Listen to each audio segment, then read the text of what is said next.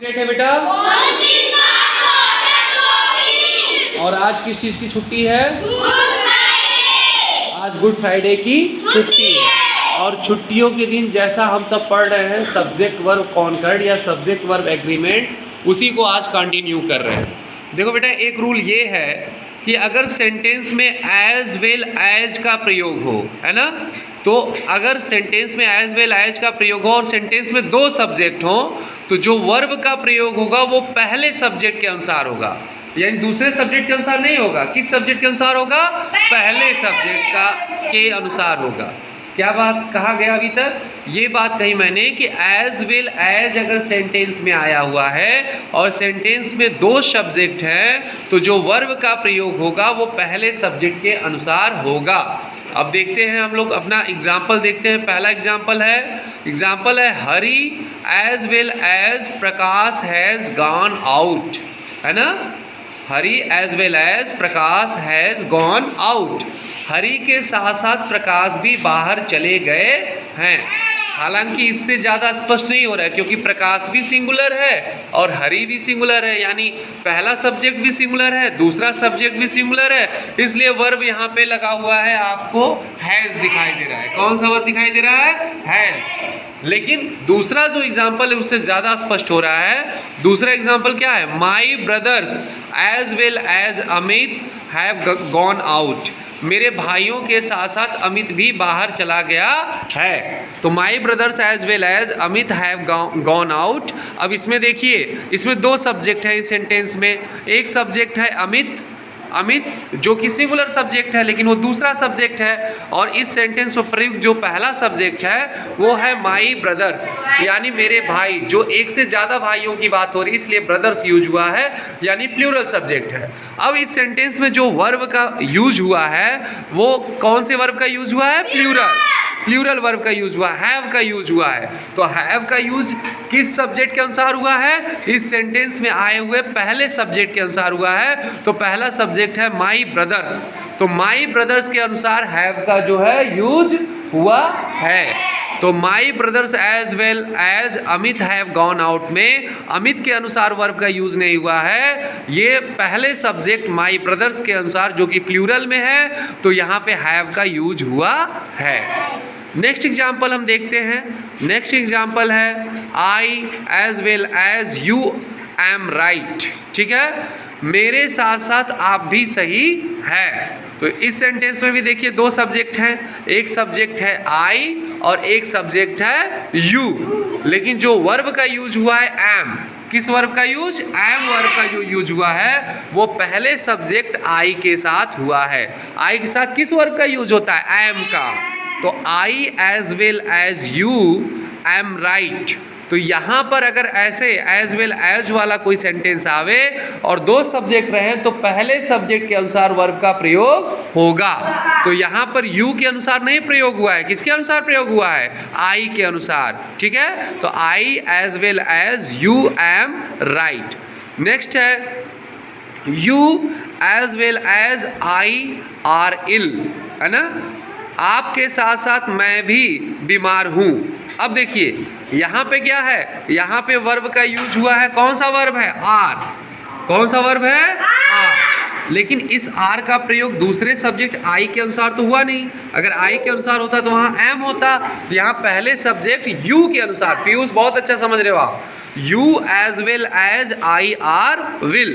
तो बात इतनी सी थी कि अगर सेंटेंस में एज वेल एज का प्रयोग हुआ है और सेंटेंस में दो सब्जेक्ट आए हुए हैं तो वर्ब का प्रयोग जो है पहले सब्जेक्ट के अनुसार होगा।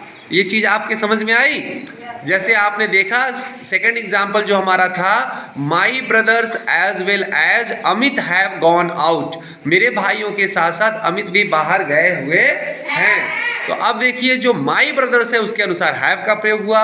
नेक्स्ट में थर्ड वाले एग्जाम्पल में आई के अनुसार एम का प्रयोग हुआ, जबकि यू दूसरा सब्जेक्ट था उसके अनुसार नहीं हुआ। और जो हमारा फोर्थ एग्जाम्पल था उसमें you as well as I are ill, तो यहाँ भी पहले सब्जेक्ट यू के अनुसार जो है आर का प्रयोग हुआ। Very good. अब नेक्स्ट रूल में हम देखते हैं, नेक्स्ट रूल में क्या कही जा रही है बात। नेक्स्ट रूल में ये कही जा रही है कि यदि वाक्य में तीनों पर्सन्स आए हुए हैं, पर्सन्स आप जान रहे हैं ना, प्रीपोजिशन के प्रोनाउन के अंतर्गत हम लोग पढ़ते हैं पर्सनल प्रोनाउन, और पर्सनल प्रोनाउन में तीनों पर्सन आते हैं, ठीक है। तो यदि वाक्य में तीनों पर्सन आए हों, कितने पर्सन होते हैं? 3। कौन कौन से? फर्स्ट पर्सन, सेकेंड पर्सन और थर्ड पर्सन। फर्स्ट पर्सन क्या होता है? आई और वी, जो स्पीकर होता है। तो सेकेंड पर्सन कौन होता है? यू, जो ऑडियंस होता है, ठीक है। और थर्ड पर्सन जो ना स्पीकर है ना ऑडियंस है, लेकिन उसके बारे में बात हो रहा है। तो अगर सिंगुलर है तो ही, सी, इट, और प्लूरल है तो दे, ठीक है। तो यही बात यहाँ रूल में कही जा रही है, यदि वाक्य में तीनों पर्सन्स आए हुए हो, फर्स्ट पर्सन, सेकेंड पर्सन और थर्ड पर्सन, तो उनका प्रयोग कैसे होगा? उनका प्रयोग इस रूल के अकॉर्डिंग होगा।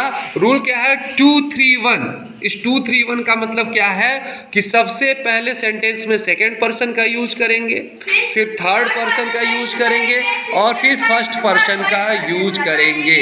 तो अगर सेंटेंस में तीनों पर्सन आ जाएं तो हम जो रूल अपनाएंगे वो 2, 3, 1 का रूल अपनाएंगे, यानी सेंटेंस में सबसे पहले सेकेंड पर्सन का यूज, थर्ड पर्सन का, फिर फर्स्ट पर्सन का यूज होगा, ठीक है। यही बात यहाँ पे कही गई कि सर्वप्रथम सेकेंड पर्सन का प्रोनाउन आएगा, उसके बाद थर्ड पर्सन का प्रोनाउन, और सबसे अंत में फर्स्ट पर्सन का प्रोनाउन आता है।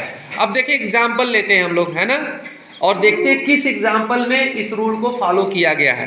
पहला एग्जाम्पल है, देखिए क्या कहा जा रहा है, you, he and I have passed. आप, वह और मैं पास हो गए हैं। अब यू किस पर्सन का प्रोनाउन है? सेकेंड पर्सन का। ही किस पर्सन का प्रोनाउन है? और आई किस पर्सन का प्रोनाउन है? First person. क्या इस रूल को फॉलो किया गया 2, 3, 1 को? हाँ, क्योंकि यू सेकेंड पर्सन, फिर ही थर्ड पर्सन, और फिर आई फर्स्ट पर्सन। तो इसलिए ये वाक्य क्या है? करेक्ट है। ध्यान देने वाली बात है ये सब। फिर देखिए नेक्स्ट सेंटेंस क्या है, ही, आई एंड यू हैव पास्ड। क्या है sentence? He, I and you have passed. अब ये सेंटेंस करेक्ट है कि इनकरेक्ट है? अब इसमें क्या किया है? पहले थर्ड पर्सन का यूज कर लिया है, फिर किसका यूज किया है? फर्स्ट पर्सन, फिर उसके बाद सेकेंड पर्सन का, यानी इसमें तो रूल इसने फॉलो कर दिया 3, 1 और 2 का। ये सेंटेंस क्या हो जाएगा? इनकरेक्ट हो जाएगा, क्योंकि जो रूल हमें फॉलो करना है वो कौन सा फॉलो करना है? वो 2, 3, 1 का रूल फॉलो करना है ना। सबसे पहले सेकेंड पर्सन, फिर थर्ड पर्सन, और फिर फर्स्ट पर्सन आएगा। लेकिन इसमें क्या कर दिया गया है? इससे अलग कर दिया गया। इसमें पहले थर्ड पर्सन का प्रयोग कर दिया गया है, फिर फर्स्ट पर्सन और फिर सेकंड पर्सन। इसलिए ये सेंटेंस क्या है? इनकरेक्ट है, यह सेंटेंस गलत है। अब आप लोग क्लास 6 में जाने वाले हैं ना, इन चीजों पर ध्यान देना है, समझ बात को। बस 2-3 दिन बाद आप लोग क्लास 6 में होंगे। फिर देखिए नेक्स्ट सेंटेंस है, he and you have done it, है ना। उसने और आपने कर लिया है। कोई पेपर दे रहे होंगे, कोई कार्य था जो आपने कर लिया है, उसने और आपने कर लिया। अब इसमें देखिए रूल को फॉलो किया गया है, पहले थर्ड पर्सन है फिर सेकंड पर्सन है। ये भी गलत हो गया, क्योंकि सेकंड पर्सन जो है थर्ड पर्सन से पहले आएगा। अगर यू पहले हो जाए ही के पहले, तब ये सही होगा, जो चौथे में दर्शाया गया है ना। तो तीसरा वाला क्या हो गया? इनकरेक्ट हो गया। तीसरा वाला क्या हो गया? इनकरेक्ट।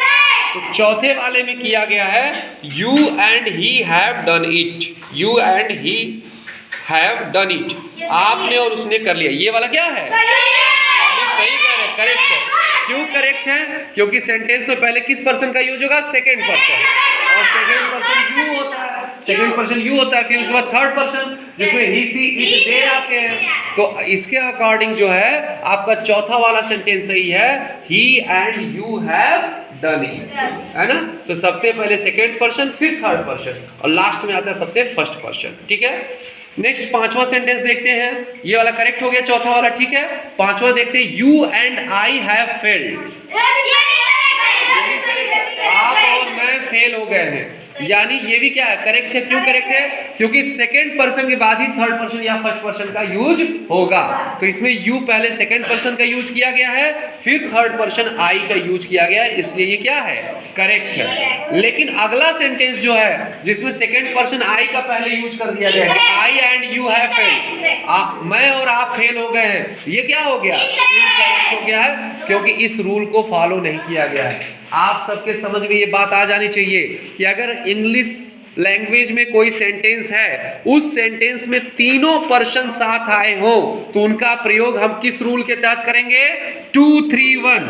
किस रूल के तहत करेंगे, 2 3 1। यानी सबसे पहले सेकेंड पर्सन का प्रोनाउन जो यू होता है, फिर थर्ड पर्सन का प्रोनाउन जिसमें ही सी इट दे आता है, और फिर उसके बाद फर्स्ट पर्सन के अनुसार जो है प्रोनाउन का यूज होगा। ठीक है, या समझ गए? अर्थात सर्वप्रथम सेकेंड पर्सन का प्रोनाउन, उसके बाद थर्ड पर्सन का प्रोनाउन, और सबसे अंत में फर्स्ट पर्सन का प्रोनाउन आता है, जो कि आपने इन सेंटेंसेस में देखा। जो सेंटेंस था you he and I have past, यानी इसमें पहले सेकेंड पर्सन का प्रोनाउन आया 2, फिर थर्ड पर्सन का प्रोनाउन ही आया 3, एंड आई जो है फर्स्ट पर्सन का प्रोनाउन है, यानी 2 3 1 वाला फार्मूला यहाँ पे एग्जीक्यूट हुआ है, इसलिए ये सेंटेंस क्या है, करेक्ट है।